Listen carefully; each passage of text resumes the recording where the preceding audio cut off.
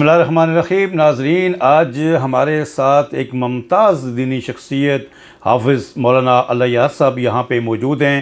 حافظ صاحب بہت شکریہ، آپ نے میرے اس چینل میں آپ میرے ساتھ آئے تو میں آپ کا شکریہ ادا کرتا ہوں. آپ نے اپنے قیمتی وقت سے کچھ وقت نکالا.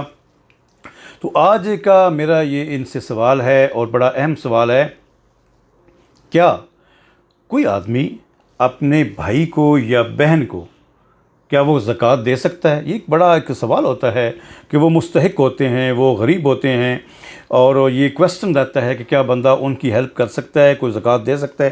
آپ صاحب اس کے بارے میں ہماری رہنمائی فرمائیں. زکوٰۃ کے اندر ایک ضابطہ میں آپ کو عرض کرتا ہوں. اصول و فروع.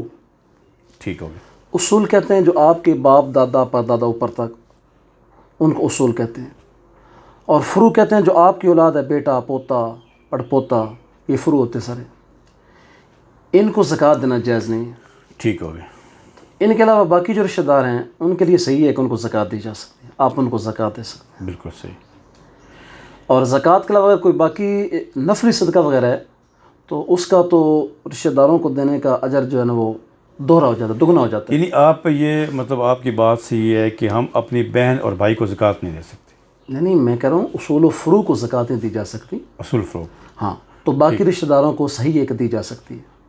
یہ زکوٰۃ کی بات ہے. ٹھیک ہے. لیکن زکوٰۃ سے ہٹ کے نہیں، آگے آپ مجھے تھوڑا سا میرے ناظرین کو تھوڑا سا کلیئر بتائے نا کہ ایک بہن ہے یا بھائی ہے. اب دیکھیں یہ آپ کی اصطلاح ہے اصول و فروع، عام آدمی تو اس کو نہیں جانتا.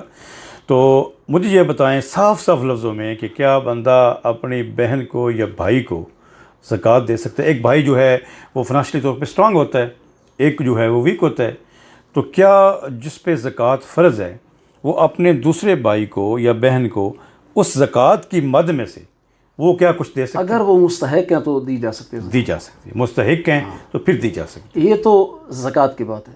ٹھیک. اگر ویسے آپ صدقات نافلہ یعنی نفلی صدقہ دینا چاہیں تو وہ تو رشتہ دار کو دینے کا وہ تو کسی کو بھی آپ دے سکتے اجر و ثواب زیادہ ہوتا ہے. یعنی کہ ناظرین یہاں پہ بھی ہمارے ایک بڑی اہم بات آئی ہے کہ ہم ڈھونڈتے رہتے ہیں دور دراز سے. ایک بندہ، میں سرگودا میں بیٹھا ہوں، ایک بندہ کراچی والے کو دے رہا ہے، لیکن جو اس کے پاس بندہ بیٹھا ہوا ہے، جو اس کے دائیں بائیں جو رہ رہا ہے، وہ زیادہ مستحق ہے اس کا اور زیادہ مطلب محتاج ہے، اور وہ اپنی جو ہے وہ بات بھی کسی سے نہیں کر سکتا. تو اس لیے عالم حافظ صاحب جو ہمارے ساتھ بیٹھے ہیں، ممتاز عالم دین ہیں، ان کا بھی یہی ہے کہ آپ کوشش کریں کہ اپنے رشتہ داروں میں سے کوئی ایسا بندہ تلاش کریں جو اس کا مستحق ہے، تو اس کا اجر و ثواب اس بندے کی نسبت زیادہ ہے جو اس کا رشتہ دار نہیں ہے. تو آپ اس کے بارے میں کچھ مزید بات کرنا چاہیں گے؟ میں ایک واقعہ گزارش کرتا ہوں حدیث کے حوالے سے کہ ایک مرتبہ حضرت عبداللہ بن مسعود رضی اللہ تعالیٰ عنہ کی اہلیہ، ان کی بیوی، آپ صلی اللہ علیہ وسلم کے پاس تشریف لائیں اور سوال کیا، یا رسول اللہ میں مالدار ہوں، میرے خاوند غریب ہیں، ٹھیک، تو کیا میں ان کو صدقہ وغیرہ دے سکتی ہوں؟ اچھا.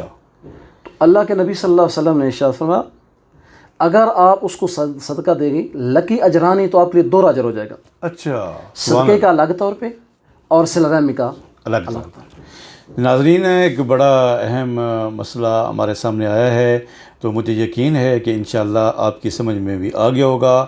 تو آپ کو یہ بات اور یہ ویڈیو یقیناً پسند بھی آئی ہوگی.